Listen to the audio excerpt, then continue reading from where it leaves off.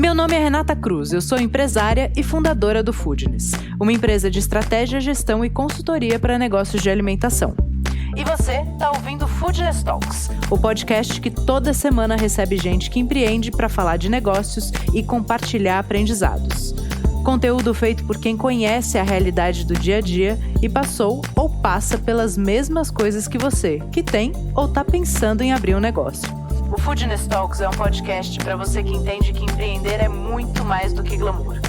É sobre sangue, suor e boletos. Mais um Foodness Talks, episódio 200. E sem delongas, hoje não tem nem apresentação, porque é o seguinte, vamos falar de 15 anos do Le Jazz. Consegui trazer os três, é raro, vai? É raro, mas acontece. É raro, mas acontece muito? Muito. Acontece muito nada. Aqui para pegar vocês três é difícil. É um prazer estar aqui com os Muito três. obrigada. Obrigado, Rê. É sempre um prazer estar com a Foodness, estar com você, estar com o time todo e poder falar um pouco aqui do que a gente andou fazendo. Do tanto que vocês construíram nesses 15 anos, né? São meus sócios na Boulangerie, que eu tenho minha mesa própria, vou lá... Faz tempo que eu não vou, né? Agora eu preciso voltar a frequentar a lojinha. A gente está sentindo falta e a gente está quase devolvendo o nosso escritório porque a gente também não sai mais de lá, né? Mas isso é bom. Isso é muito bom. Bom, antes de mais nada, queria que vocês contassem. Bom, Paulinho, Chico e Gil, sócios fundadores, né, do Le Jazz. Queria que vocês contassem, antes da gente começar, um pouquinho como vocês se dividem, o que cada um faz. Bom, eu sou formado em hotelaria, então sempre cuidei da parte do serviço, tal, da operação. Quando a gente abriu o restaurante, o Chico ficava na cozinha, eu no salão fazendo porta, recebendo os clientes. E daí... Você formou o quê, Senac? Não, eu formei na Suíça, no Le Roche. Chique. Mas daí a gente tinha um negócio que era isso, né? O Chico na cozinha, eu no salão. E a gente achava que ia ser isso. Aí foi crescendo e nossa profissão foi mudando. Então, hoje em dia, eu cuido da parte de hospitalidade e operações também de serviço e bar. Tá. E junto com eles, a gente olha tudo, né? Marketing e estratégias do negócio. Tá. Eu cuido da parte de cozinha, tanto desenvolvimento quanto das pessoas e tudo relacionado aí à cozinha, à gastronomia. Muito bom. E eu cuido da gestão, assim, como um todo, e eu entrei, né? Acho que é bom lembrar de que quando a gente abriu, eu era um investidor, um sócio investidor, e tinha outra profissão e tal, e o negócio deu certo, e fui ganhando coragem de migrar de carreira. A gente começava uma conversa para se juntar, assim, no dia a dia, que se a gente fosse crescer, ia ter um espaço para alguém olhar um pouco mais a financeiro administrativo e outros assuntos de gestão, e foi assim que aconteceu. E então, com o crescimento, essa área também acaba ganhando mais importância, mas ela só existe porque a operação, né, eles ali no front fizeram acontecer e fizeram o cliente entrar e voltar no dia seguinte. Então, uma área de gestão, ela não precisa existir logo no começo se não tem essa força ali da operação. E é isso. Então, hoje a gente tem essa complementariedade, cada um muito focado no seu guarda-chuva, mas a gente faz muita coisa junto. A gente troca as dores de cada um, a gente põe na mesa assim, em 2 reuniões semanais e... 2 reuniões semanais dos sócios 3, operadores. E a gente coloca as dores e os pensamentos de cada área na mesa para os 3 discutirem juntos. Então, tem uma união muito forte e um respeito muito grande pelo expertise do outro, né? Então, e eles entram muito nas planilhas e têm muito hábito, sabem muito bem do que está passando ali, e acho que cada um entrando do outro também dessa mesma forma. Então, as decisões acabam sendo tomadas praticamente com unanimidade e complementariedade. Muito bom. Quantas casas hoje? 6 casas total. A gente tem agora 4 restaurantes, o Le Jazz Petit e agora a Boulangerie que a gente fez. Quanto tempo vocês ficaram só com a primeira? 2 anos. 2 anos. 2 anos. 2 anos, o segundo foi o Petit. Não, o segundo foi o Melo Alves. Melo Alves. E aí Petit terceiro. Daí Iguatemi terceiro. E Eu daí, tinha a impressão que era ao contrário. não, daí Iguatemi terceiro e daí 2015 o Petit. Tá. A gente ficou lutando por aquele ponto vizinho lá, porque quando saísse aquela outra oficina, daí tipo, Sim. quando saiu eu falei, vamos fazer aqui um negócio, a gente precisava de espaço para o Le Jazz. Aí sobraram 30 metros quadrados na frente. O Chico queria fazer uma padaria, eu quis fazer um bar. Daí, Ele segurou essa vontade há anos. Vocês só deixaram ele fazer a padaria em 2023. daí, Era uma padaria de 30 metros, acabou virando uma de 600. E aí Genópolis e daí Boulangerie mais Boulangerie, nova. Genópolis 2019, logo antes da pandemia, né? Então, ela viveu um momento de abertura super legal, depois fechou, então a gente reabriu ela depois da pandemia, né? Foi outro negócio também, quando a gente Sim. pós-pandêmico. E planos de crescimento próximos? Acho que, fazendo uma retrospectiva, né? A gente inaugurou em dezembro de 2009 em Pinheiros e só teve coragem de fazer a primeira abertura desses 2 anos depois que teve uma sobra aí de energia, sobra principalmente de clientes, que o espaço era muito pequeno, então a gente via os clientes tentarem entrar e com muita fila acabavam indo embora. Sobra também de equipe, a equipe estava pedindo mais espaço, tinha gente se formando muito legal com a gente.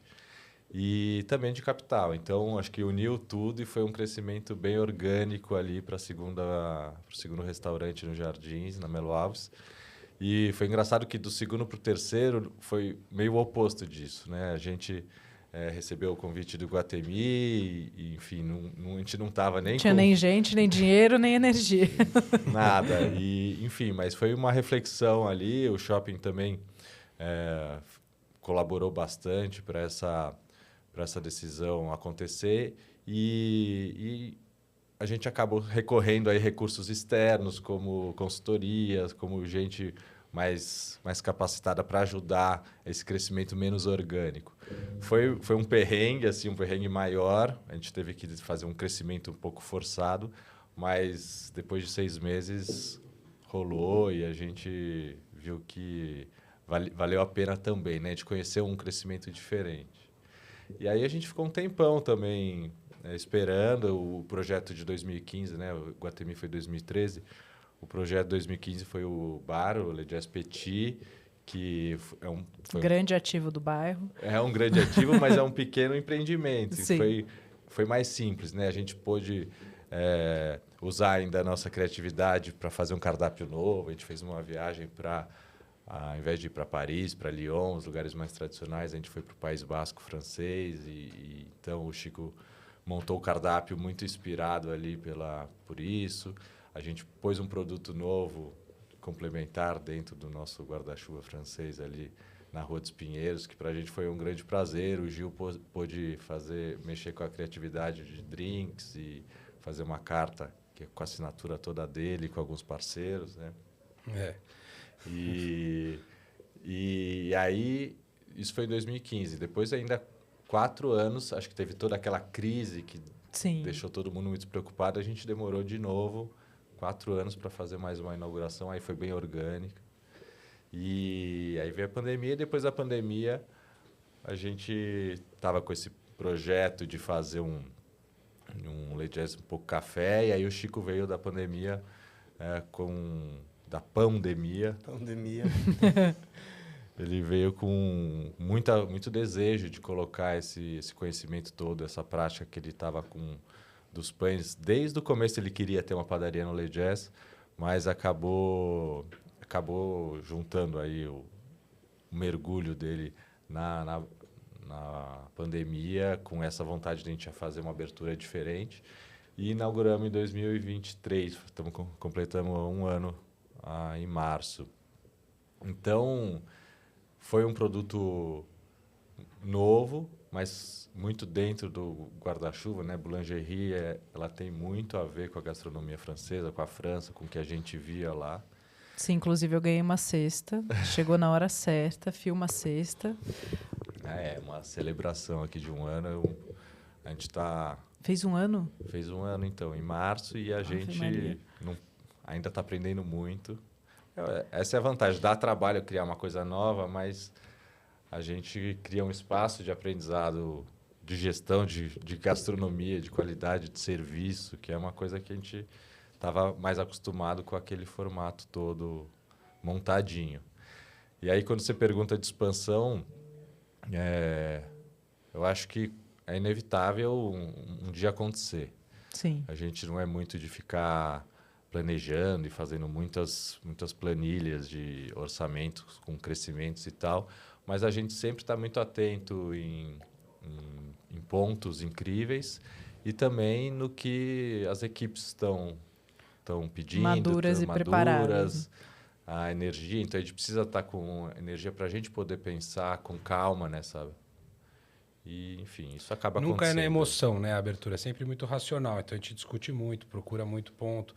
E a energia que a gente coloca nas equipes, uma hora ela surte efeito. Então, as equipes começam a ficar inchadas e preparadas para ter um novo desafio e um crescimento, para ter um outro degrau para o pessoal. Sim, Eu acho que ponto é uma coisa muito determinante. Né? Sim. Porque se você topa com um lugar de primeira, é uma coisa que você sente de primeira, né? Assim, é difícil se convencer de que um ponto é bom. É um intuitivo. Você chega, olha e fala, aqui tem que ter um LeJazz. E aí começa um processo de... Mas enquanto você olha um monte de coisa e fala, que dá para ter, a gente não vai, né? A gente sempre brinca que a gente tem um cartucho só na espingarda. Sim. E tem que mirar no meio do olho, porque a gente não tem essa... Uma casa que não performa pode sangrar o grupo todo, né? Pode sangrar o grupo todo e cria um processo de insegurança também que pode criar um processo de reversão até da sua empolgação. Então, você tira um funcionário daqui, manda para lá, não dá certo, o cara quer voltar e gera um... Então, a gente sempre a gente não tem pressa e a gente só vai apertar o gatilho quando tiver na mira. Então, a gente fica assim muito seletivo em relação a ponto. Muito bom. Olhando para trás, o que vocês acham, assim, o que vocês olham no LeJazz e falam, aqui está o nosso acerto, assim, qual foi o grande acerto? É formato, é cardápio, é tamanho? Eu acho que a ideia do LeJazz inicial, né, sempre foi uma coisa de tornar democrático a cozinha francesa. Tá. Né? Assim, a nossa intenção, eu particularmente, Chico, sempre tive um pouco de implicância com o restaurante de Ricão, para o Porsche na porta, que tem aquele ambiente estéreo de gente branca, rica. Eu nunca gostei disso. Nunca foi uma coisa que me atraía. E era o padrão da época. Os ícones da época eram assim e as cópias dos ícones eram assim também. Então, tinha a restauração em São Paulo estava num momento de luxo e glamour. E eu acho que quando a gente estava na França e se encontrou, eu, Gil e tudo, a gente falava, nossa, tanto restaurantezinho bom, com migalha de pão no chão, com gente comum, normal, feliz, rindo, comemorando, brigando, discutindo, avó com neta, um ambiente democrático, com uma comida generosa, enquanto que no Brasil todo restaurante francês era aquela coisa estéril. Tá. E eu acho que a gente, quando veio, a gente quis trazer esse... Então, pegar uma rua mais popular, que era a Rua dos Pinheiros na época, que só tinha oficina mecânica, ser embaixo de um prédio, não ter vaga para carro. Uma série de coisas que a gente trouxe, e especialmente o preço, a água de graça e tudo isso, que eu acho que, no final, a gente democratizou a cozinha francesa, mas eu acho que depois da gente se democratizou todas as cozinhas, né? Os modelos de restaurante deixaram de ser só aquele modelo Jardins Itaim, restaurantão, para bacana. E eu fico muito orgulhoso disso. E o LeJazz tem isso até hoje. Você vai no LeJazz, você vê pessoas, uma gama, né, muito maior de o público de é variado, perfil, né? Ele não é... E livrou aquela coisa, sabe? Aquele peso, aquela estrutura de restaurantão que existia, que eu acho que vai sempre existir, tem um lugar para eles e tudo, mas não podia ser aquilo ou 1 quilo. Tá. Desculpa o trocadilho. Então, acho que o segredo foi esse. Eu acho que foi um restaurante que todo mundo se sente bem. Você pode ir num almoço de negócio, você pode ir... Né? A gente tem crianças que vão, assim, depois da escola, com os amiguinhos, sexta-feira, almoçar. E isso é muito legal. Eu acho que depois da gente começou a pipocar restaurante assim, e hoje você não tem mais aquela percepção. Até quem acho que é mais novo nem Sim. lembra o que era. Mas quando a gente abriu, e eu lembro até que teve uma vejinha que a capa era o preço dos restaurantes de São Paulo, tipo, um mês antes da gente abrir. E a gente abriu e foi assim, acho que tava todo mundo sedento por um lugar assim, sabe? Para ir no dia a dia e, enfim, mais informal.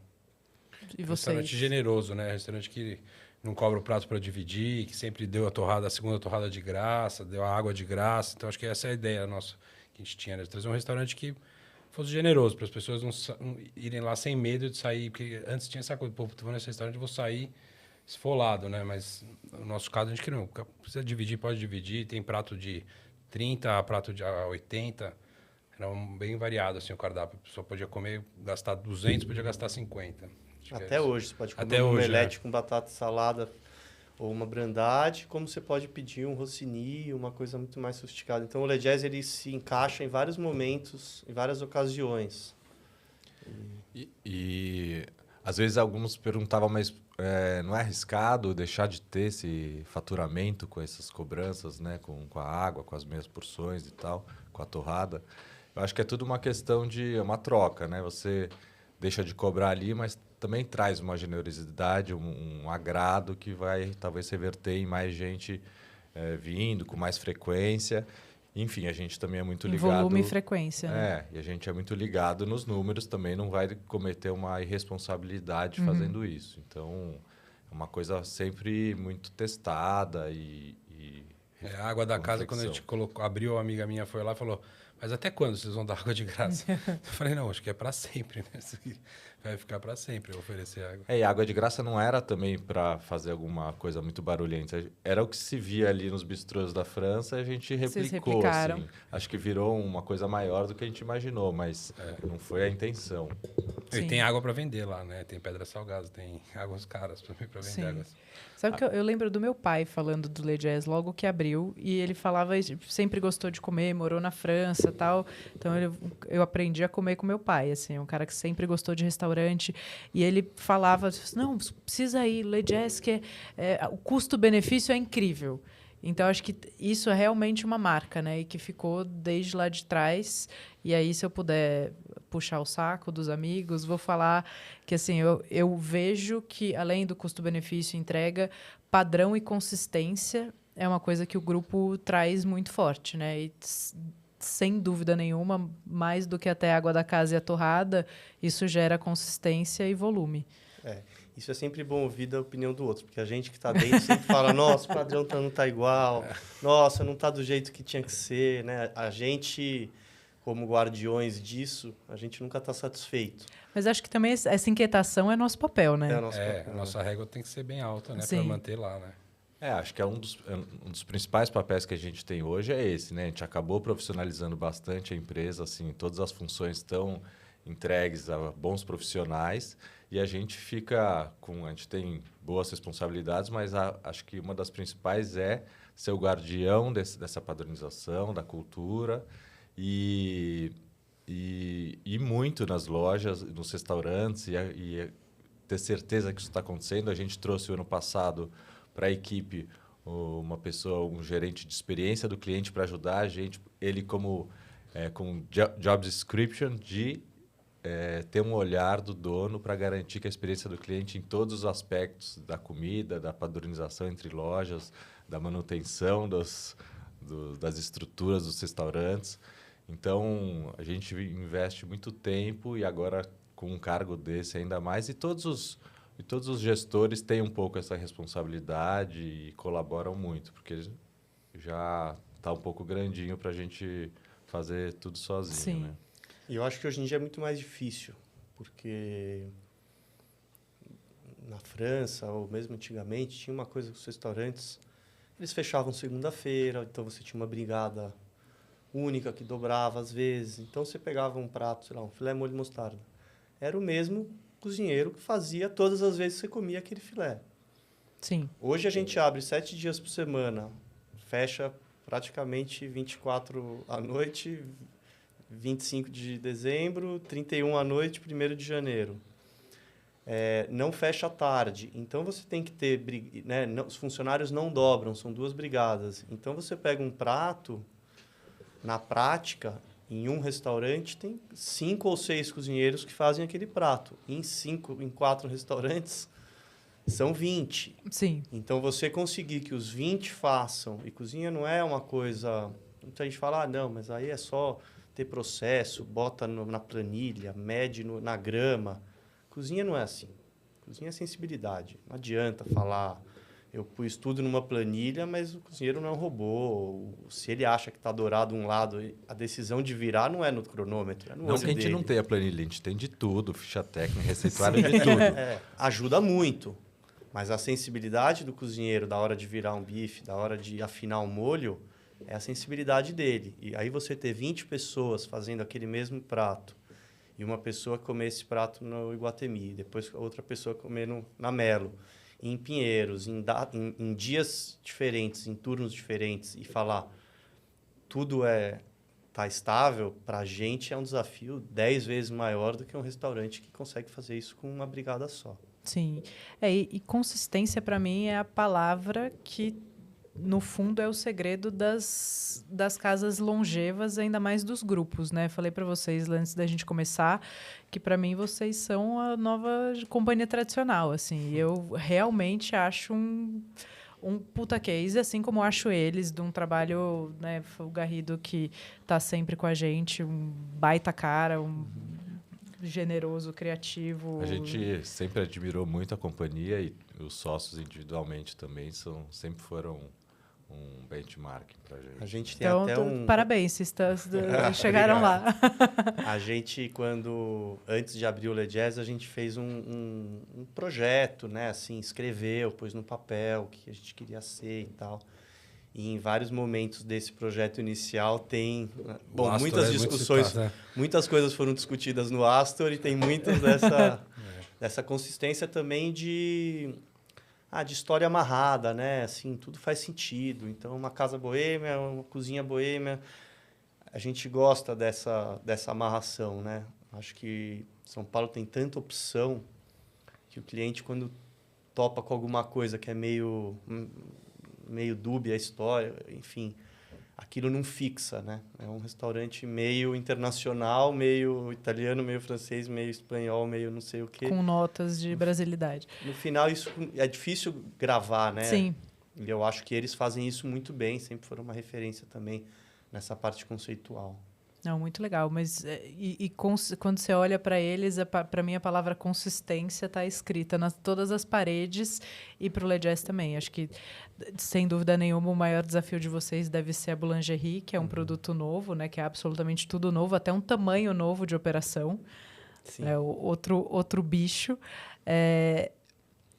E o segredo é gente, né? Você falou isso antes da gente começar, Chico, e ter a planilha, beleza. Temos a planilha, beleza. Agora, você que gira as cozinhas, você tem alguém que para ir mostrando essa sensibilidade, porque isso também não deixa de ser educativo, né? Não deixa de ser repetição. Eu acho assim, né? A gente tem o nosso negócio, o motor do nosso negócio é tocado por pessoas que poderiam ter seguido por um caminho de servente de pedreiro, aprender uma profissão de pedreiro, mestre de obras e tal, poderia ter... E acabaram numa cozinha. Então, a gente... o que move a nossa empresa são pessoas, muitas vezes, com escolaridade baixa, que ninguém investiu muito tempo em ensiná-las muito nada. A gente tem na ponta de cima da estrutura um mercado muito mais organizado, é muito mais fácil você contratar um financeiro com experiência, com tudo isso. E é muito mais difícil. A gente não tem na base da pirâmide uma solidez de mercado de falar, não, precisamos de um cozinheiro Não tem. Cozinheiro bom está empregado e não sai, e ninguém deixa sair. Sim. Então, não tem como falar de restaurante sem falar de construção de base, né? E do nosso corpo de funcionários, talvez 70%, 80% venham dessa realidade. Então, eu acho que o X da questão de montar um restaurante hoje é conseguir dialogar com essa galera, ensinar, passar valores, passar conhecimento e atenção, cuidado, tempo. É isso que forma, porque não tem no mercado. Você não vai achar, você não vai contratar. A gente já teve essa ilusão de que a gente ia pegar um monte de gente boa e não tem. Sempre no final, quem sobe é um pia bom que foi para uma praça de salada. Né? Hoje, o meu braço direito do Le Jazz é um cara fantástico, com uma capacidade incrível, que veio para trabalhar de chinelo de dedo para pia, porque ele não tinha nem sapato fechado na época. E é um cara que foi se desenvolvendo lá dentro. E, de um modo geral, as pessoas mais importantes que a gente tem tiveram esse processo. Então... hoje, acho que quase 80% da liderança veio ou começou lavando prato, ou como comim, garçom C, e foi subindo e ganhando a confiança. Acho que o Chico e o Gil terem começado dentro da cozinha e no salão por muitos anos ali, mostrando na prática como que eles fazem, o que eles aprenderam, e sem frescuras nenhuma, né? Assim, realmente criou uma cultura muito forte que permitiu isso acontecer também. Acho que se você também monta um restaurante, o sócio nunca está ali para criar esse valor, é muito difícil. Sim. Que a base comece a crescer de um jeito ordenado, com uma cultura. Então, eles poderiam ter ido para outra profissão, mas para a gente também é quase uma responsabilidade social. Total. Que a gente entende de poder... Não que a gente esteja sendo o bonzinho da história, né? Mas, diante do cenário que a gente tem aqui no nosso mercado, poder pegar... contratar pessoas assim e dar uma estrutura de um ofício mesmo, e que eles possam depois virar líderes, e a gente continua treinando. A gente acabou de fazer agora para os gerentes de loja, que a maioria veio de lá de baixo. A gente está dando uma formação completa de como ser um gerente, um dono de loja de A a Z, olhando estoque, olhando DRE. E são pessoas que também ou eram formando garçons dentro ou de eram casa, né? da cozinha. Então, como diz o João Diamante lá no Foodness, falou, as pessoas têm oportunidade no Brasil. Então, não tem todas as possibilidades. Aparece uma oportunidade, vou ser garçom. Então, começa, não tem ideia o que é, né?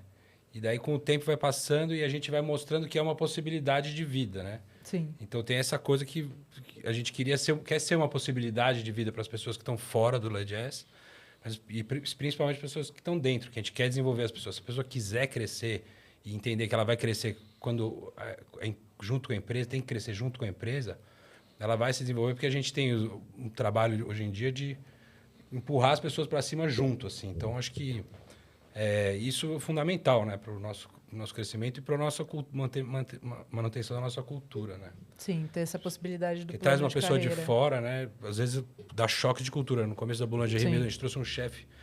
Esse chefe tal. Não. Em um mês, a equipe estava... Não ia dar certo. Eu acho que é a grande dificuldade dos europeus no Brasil. Né? Na Europa, eu trabalhava lá, o cara dava coice, patada, normal, faz parte da vida. Todo mundo se trata daquele jeito. E aqui você pega um cara que já teve uma infância difícil, teve uma falta de oportunidade. Você dá uma patada nele, ele te dá um coice de volta, né? Sim. E eu acho que a gente criou sempre essa cultura de respeito. Isso é uma coisa assim, qualquer funcionário nosso vai falar, o Chico alguma vez levantou a voz, gritou com você? Eu nunca gritei com o funcionário. Tipo, isso não existe no Le Jazz. Sempre é num tom de respeito, porque tanto faz quem é quem ou em que lugar está. Todo mundo se respeita, ponto final. E eu acho que isso para o funcionário, é um ambiente muito tranquilo e pacífico de se trabalhar.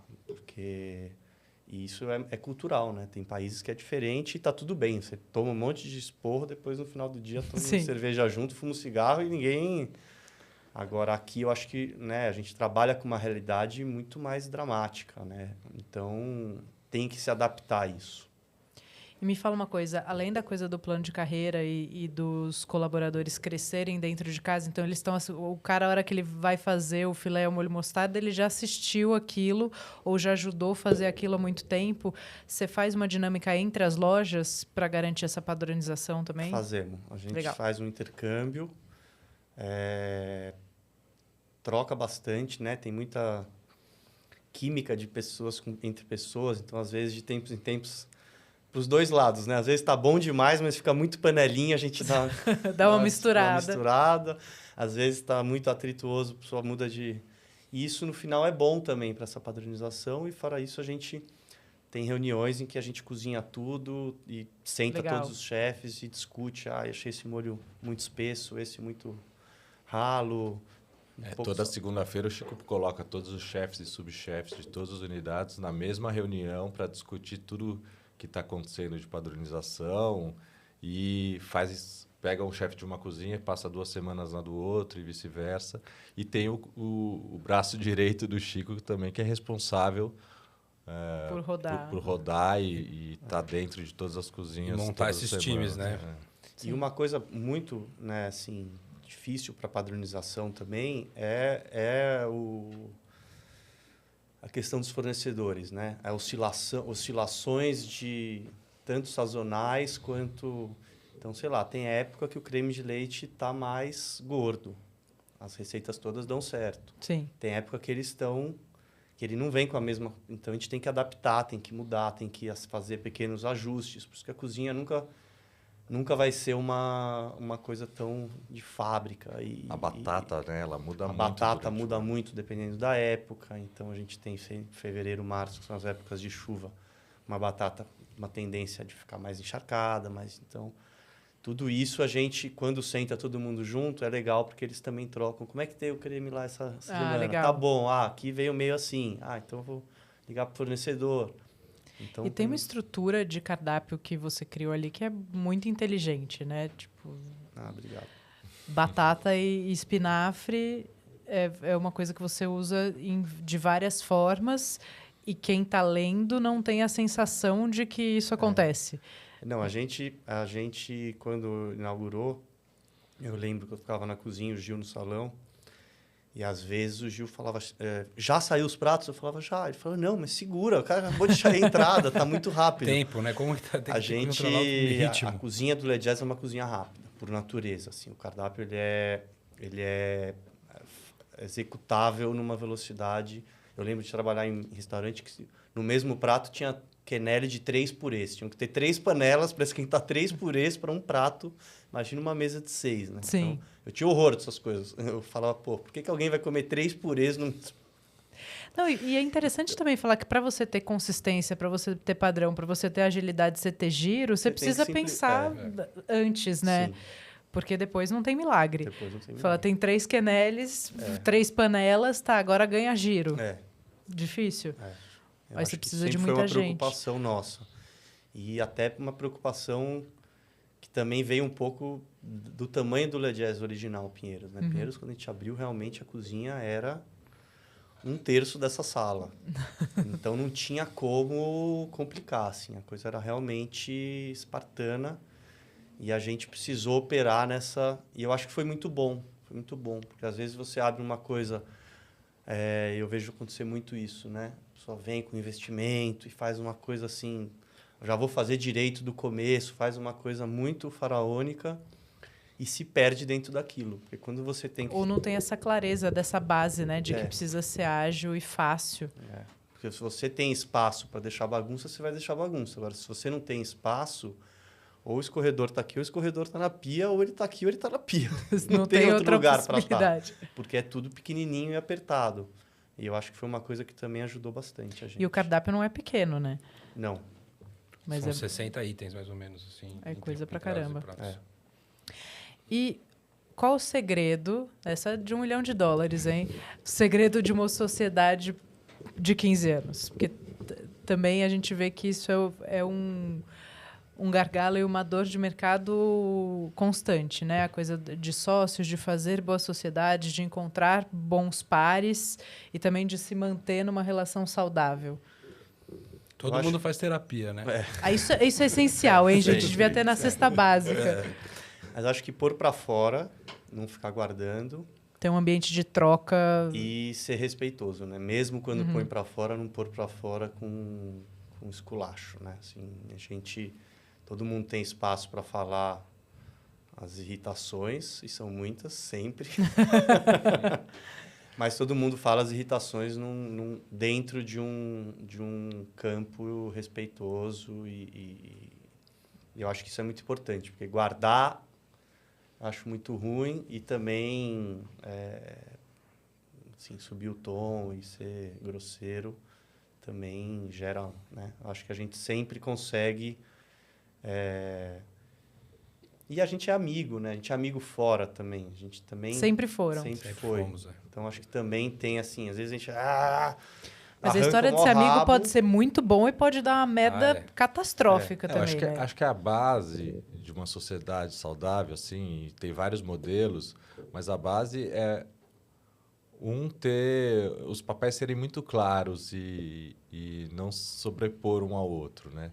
Porque se você acaba também escolhendo alguém por ter muita afinidade, mas no fim os dois têm perfis muito parecidos e vão poder agregar nas mesmas coisas e vai faltar um monte de outras coisas, vão ficar disputando quem não vai fazer o quê, já traz um potencial atrito muito maior. Então, eu acho que, enfim, acho que aqui a gente acabou criando essas ilhas de conhecimento muito específicas e que um respeita muito o conhecimento do outro. E acho que isso já começa com uma harmonia, né? E depois essas regras sociais de respeito e tolerância, né? Tolerância, Se tolerar o tempo todo, né? Eu escutar o outro e pensar que é o melhor para a empresa, o que é melhor para o Legés mesmo, né? E a coisa mais Isso importante, o número 3. Na votação... O 2 da velha. Isso é uma boa o 3, alternativa. assim, o 3, assim, você realmente, se eu sou voto vencido e os dois querem, eu engulo o choro e perdi. Você pode ir embora puto, Não mas no dia seguinte... maioria... E 2 era mais difícil, né, Gil? Às vezes, 2, assim, normalmente, você ficava sozinho, né? Ou não fazia nada, ou não tomava decisão, ou eu quero assim, eu quero assado, a gente não decide, arrasta. Para semana que vem a gente discute o assunto e aí eu quero assim, eu quero assado, a gente arrasta. 3 tem uma coisa que, assim, é um número muito bom. Assim, sim, para votação pra quem é for democrático, fazer a sociedade, né? eu recomendo fazer ímpar. Mas a maioria das vezes que fica 2 contra 1, esse 1 automaticamente já entra no bolo e já comprado pela concorda, ideia. E não fica uma coisa de voto vencido. Fica uma muita coisa reflexão, né? Acho que todas as decisões são muito refletidas. Então, não é uma coisa, somos nós 3 decidimos isso hoje. Pode ser que na semana que vem, todo mundo foi para casa, pensou, refletiu. Talvez venha uma outra sugestão. E isso daí, todo mundo acaba concordando. Também pensei isso. A gente tem as pautas de todas as reuniões, mas tem vários assuntos que voltam 4, 5 vezes porque não estava pronto para ser tomado. E a gente maduro. Vem aprendendo a aceitar isso e passar para a equipe também, né? Acho que os líderes mais jovens querem muito tomar uma decisão muito rápida. Sim. A ideia parece boa, mas a gente pede, vamos dormir com isso. E às vezes a gente demora 2, 3, 4 semanas e a pessoa, e aí?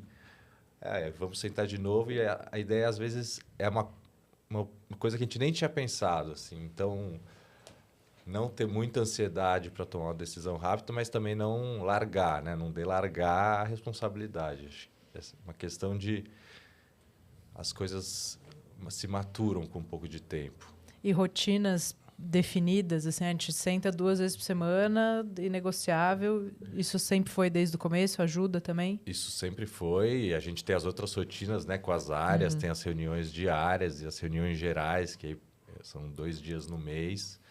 E, isso sim, um pouco de organização e disciplina ajuda demais. Acho que a gente gosta de fazer coisas com improviso, a cultura do jazz já traz bastante improviso, mas dentro de uma partitura bem organizada. Assim. Sim. E Eu tinha uma pergunta boa. E ninguém qual que sola, era? né? Ninguém sola. Ninguém sola, isso é Não. bom. Isso é bom. Isso é bom, porque Aqui, acho que essa é um pouco da cultura do Le Jazz, assim, ninguém lacra, ninguém sola.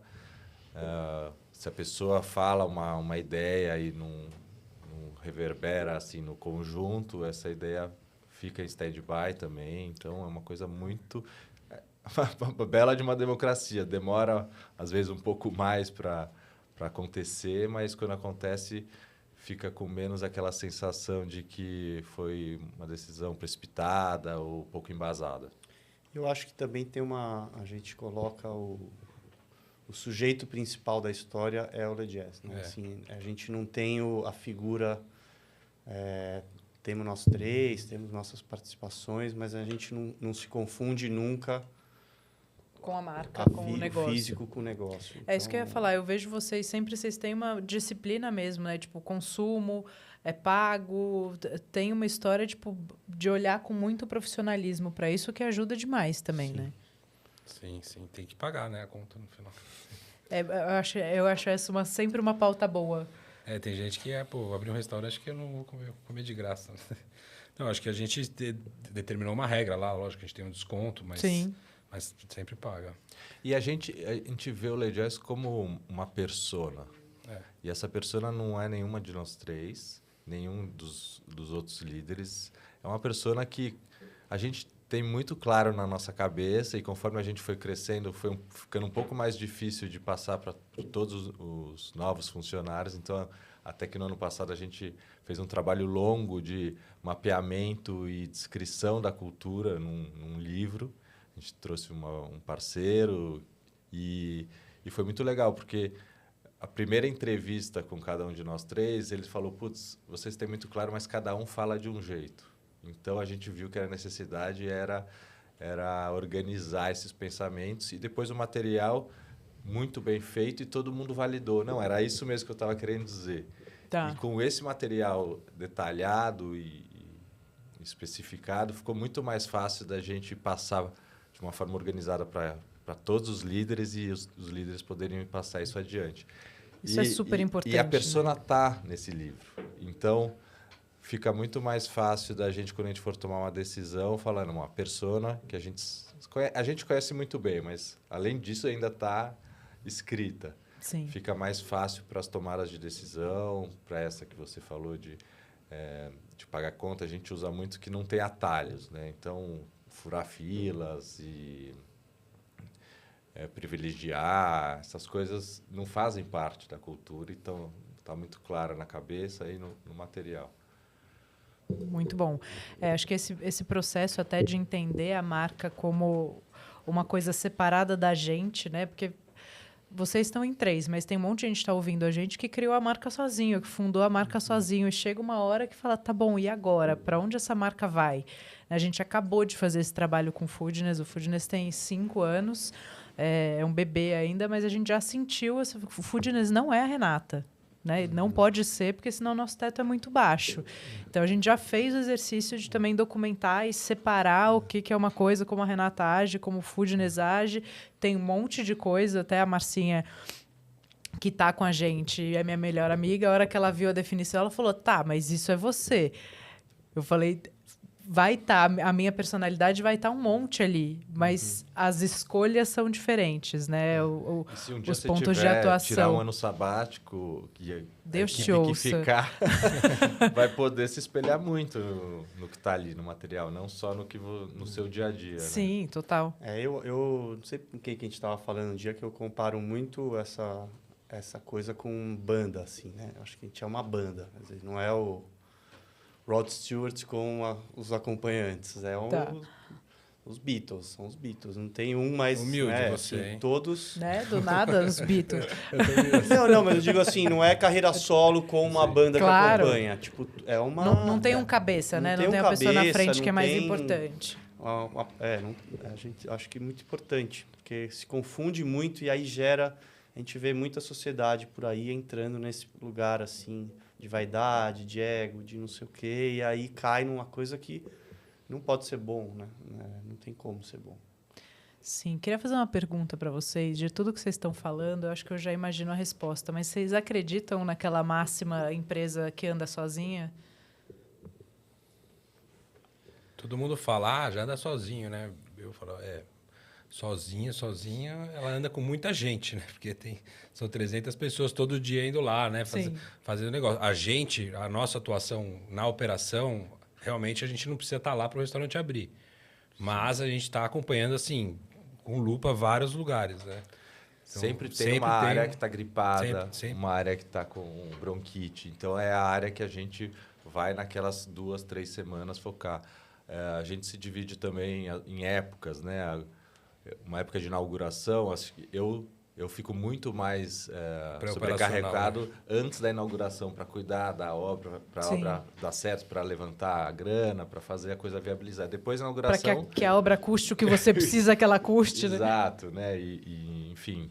E depois com a inauguração, eles se internam ali, fica uma coisa muito intensa e eu consigo ter talvez uma tranquilidade maior naquele período. Então, focar um pouco para olhar as dores que eles estão tendo ali e começar a procurar, talvez, pessoas estratégicas, começar a fazer entrevistas com pessoas que talvez lá na frente vai precisar, porque... Então, a gente se organiza em épocas também, mas é um trabalho de acompanhar muito os gestores, então, sentar uma rotina muito longa de acompanhar como está o trabalho de cada um, as dores, vida pessoal, porque isso... está totalmente ligado. Conversar muito o que você pensa para daqui a um ano, o que você pensa mais para frente, se cabe, conhecer bem as peças, tentar fazer troca internas também para ajudar a deixar eles sempre motivados e verem que estão crescendo, não precisa sair para crescer, pode... É um trabalho de formiguinha. Dá para ficar um mês fora? Dá para ficar um mês fora, dá para tirar férias, isso a gente... muito orgulhoso de estar como uma empresa que pode fazer isso, né? Agora, Agora, é engraçado que me veio uma coisa à cabeça quando você fez essa pergunta, né? A empresa dá para andar sozinha? Eu fiquei pensando, eu não acho que, obrigatoriamente, eu sou a melhor pessoa do mundo para exercer a função que eu faço. Uhum. Eu acho que tem gente... Tão melhor ou mais ou igual, capacitada. Deve ter bastante, que poderia. Então, né, se você... Eu fico pensando, estou falando isso, pensando que no Brasil a gente tem todas as empresas... Uma empresa de 15 anos é uma empresa longeva. Sim. Mas você vai na França e tem restaurante que tem 150 anos. Alguém passou esse bastão para alguém que passou esse bastão, para alguém que passou esse bastão. E essa passada de bastão, não necessariamente... Ela pode oscilar o resultado desse negócio, mas tem uma coisa bonita também de um restaurante Pères et Fils, né? Que já foi de um pai que já passou e teve um chefe depois um gestor. Mas tem um guardião ali. Eu gosto de pensar que o Le Jazz, quem sabe, um dia pode ser uma empresa que tenha 80, 100 anos e eu espero que eu não esteja nessa função e espero que a pessoa para quem eu passar o bastão e faça essa função daqui a um tempo, faça muito melhor do que eu faço. Então, eu acho que a empresa pode andar sozinha, ela deve andar sozinha.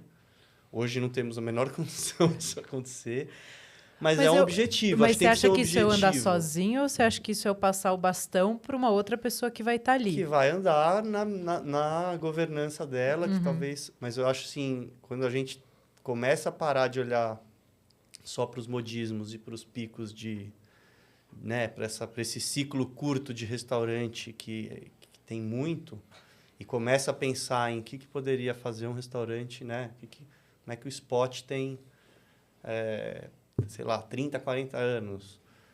Como é que ele vai estar daqui a 30 anos? Ele vai estar na mão de... Né? Espero que ele esteja na mão de pessoas que façam que... Então, quer dizer, não é que ele anda sozinho... sem ninguém, mas ele pode andar independente da nossa mão, né? Sim. E talvez andar até melhor. Não, independente da gente, né? Acho que até esse trabalho que vocês fizeram de documentar a cultura e de entender a persona dá a possibilidade dessa continuidade fluida, mas vai ter que ter um guardião da cultura, um guardião Sempre. Que às vezes eu vejo que as pessoas têm essa ilusão ou essa vontade de falar, não, eu quero fazer um negócio que ande sozinho. E ficam muito frustradas quando entendem que, talvez, não, não Tá, a operação anda sozinha, joia. A gente pode passar 2 meses sem olhar a operação, mas a gente está olhando estratégia, a gente está olhando o número, a gente está supervisionando pessoas, não só em termos práticos e técnicos, mas em termos emocionais também, né? E funcionário sempre, né? Você pode estar com um funcionário voando, que é assim, excelente, e de repente ele resolve voltar para a cidade dele, ele tem um problema familiar, ele recebe uma proposta para ganhar mais, para abrir um restaurante dele com alguém, que é o clássico do setor, né? Vem um cliente, chama o maître para abrir um restaurante, chama o chefe para abrir um restaurante. E aí você não tem mais, né? Então, quem que nunca vai sair? Quem que vai estar sempre lá para essas horas? São os donos, né? Assim, então, Sim. existe algo que nos prende em um plano maior que enfim... Os fundadores ou mundo... sucessores, né? Exatamente. Muito bom. Gente, já passamos nossa 1 hora. Já? Passa muito rápido. Nossa, muito rápido. Mas eu queria que vocês deixassem recomendações. Eu acho que vocês têm esse trabalho muito consistente, muito louvável do que vocês fizeram para o mercado. Lembrar que vocês chegaram na Rua dos Pinheiros, tinha o quê? O Didio e... 45 oficinas mecânicas. Exato. Lojas de tintas. Então, também, além de tudo, para o bairro, né? Para fazer uma entrega e construir ali um ativo e por que não virar um pool de restaurantes e fazer o bairro também ser procurado por outros motivos. Hoje a gente vê outra realidade do que a gente via 15 anos atrás, né? Eu lembro que eu morava na Zona Sul, minha avó em Higienópolis, a gente passava pela Rua dos Pinheiros. Então, eu passei a vida inteira lá pequenininha, era isso, não tinha absolutamente nada. Era até uma rua... Eu tinha a sensação, quando pequena, que era perigosa, sabe? Podia até ser que fosse na época. Mas, para quem tem negócio, ou está começando, ou está a fim de começar, quais são os pontos que vocês aprenderam ao longo desses anos que fala isso é ponto focal de atenção, energia, carinho e amor para conseguir chegar nos 15? Eu acho que eu poderia começar uma coisa que eu aprendi com o Chico e com o Gil, né? Assim, eles ofereceram para a gente, para os investidores da época, um projeto com um conceito muito claro, muito detalhado. O que estava naquele papel e no discurso deles era uma coisa assim, era uma persona já. E a gente talvez via com um pouco de desconhecimento, desconfiança, muito detalhe, né? Mas depois, quando foi montado, a gente via na prática o que estava lá no papel e no imóvel, era quase a mesma coisa, né? Claro que tem algumas adaptações que se tem que fazer na prática, mas então ter um conceito muito definido, saber muito bem o que você quer ser, onde você quer, por que você está naquele lugar, naquele bairro, naquele nicho e com que roupa você quer estar. Então, tudo que você puder organizar antes, não deixar para a empolgação da abertura, ou vamos ver o que vai dar. Claro que algum improviso é super saudável, mas então eu sou um admirador desse modus operandi conceitual que uma ideia diferente de um conceito, né? Sim. Eu acho que uma coisa muito importante, e eu acho que é um problema do nosso setor, eu acho que são as motivações pelas quais as pessoas montam um restaurante, né?